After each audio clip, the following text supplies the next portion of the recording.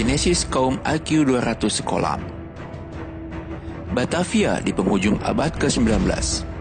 Pemerintah Kompeni Belanda yang berpusat di Beltevreden, sekarang sekitar wilayah Monas dan Lapangan Banteng, mendatangkan Schout van Heyne, seorang perwira polisi khusus untuk memberangus gerakan 7 pendekar ulama Jayakarta bernama Pituan Pitulung alias Pitung.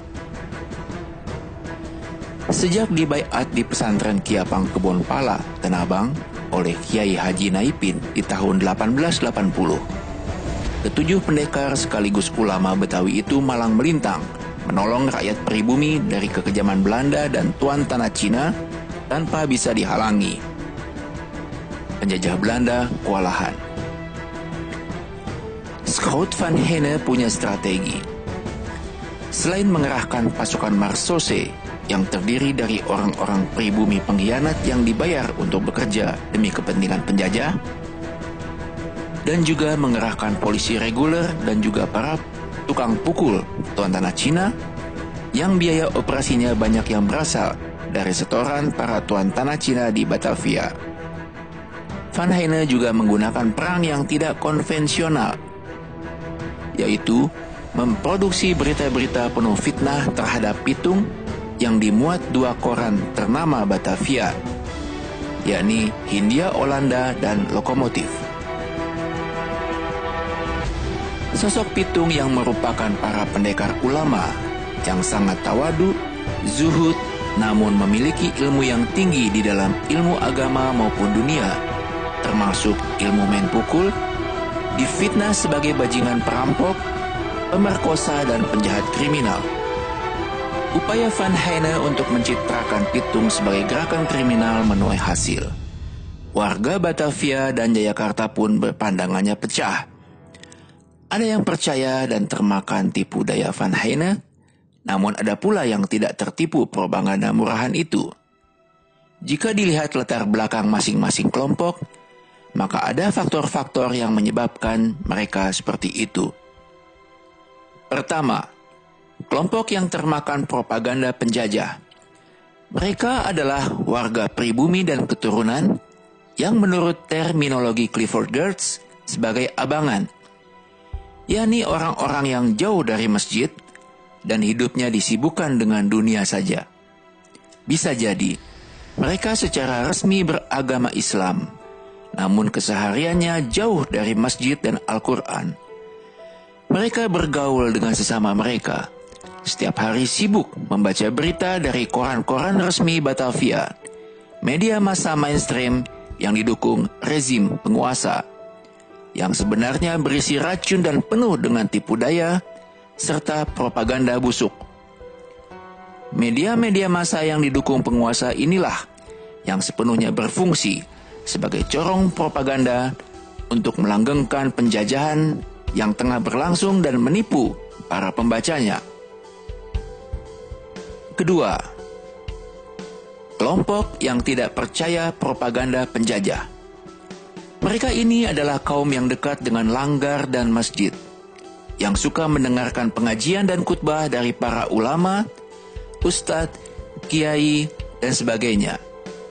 Sebab itu, mereka tidak pernah percaya propaganda dari kaum penjajah. Terlebih lagi mereka yang tengah berkuasa adalah para kafirin.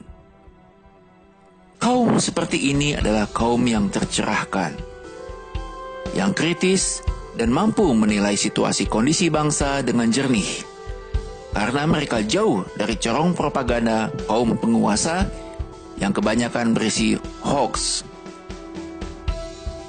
Tahun berganti, sejarah pun berjalan, masyarakat tetap terbelah. Kondisi warga Jayakarta dan Batavia di penghujung abad ke-19 masih kental terasa. Ada yang mati-matian percaya dan yakin dengan pendapatnya. Bahkan saking cintanya, mendewa-dewakan orang yang mereka puja bagaikan Tuhan. Mereka berpegangan kepada berita-berita dari media-media besar yang menjadi corong propaganda kekuatan modal yang besar di belakangnya. Dan uniknya, mereka ini juga jauh dari masjid dan tuntunan para ustadz, kiai, dan ulama. Mereka termasuk kaum abangan, sama persis seperti di zaman Schout van Heine. Sedangkan kelompok masyarakat yang kritis sekarang ini juga dekat dengan masjid dan para ulama. Mereka tidak mudah dibohongi propaganda palsu media besar dan bukan termasuk generasi micin atau generasi sinetron. Sebab itu kesadaran mereka tetap terjaga dengan baik dan bisa dengan jernih melihat benar atau salah dalam suatu peristiwa.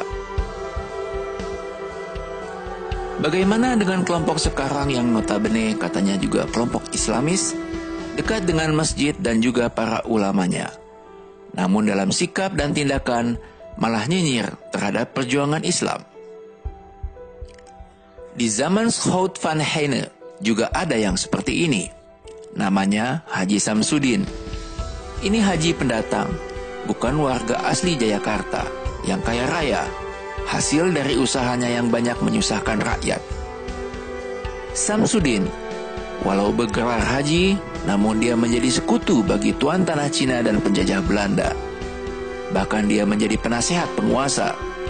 Haji Samsudin punya rumah besar di Marunda, punya usaha penyewaan kapal, punya peternakan berbagai macam hewan termasuk kuda, dan rumahnya selalu dijaga oleh tukang pukul yang digajinya. Suatu hari, ketujuh pendekar pitung yang menyamar sebagai rombongan Demang Bekasi mendatangi rumah Haji Samsudin.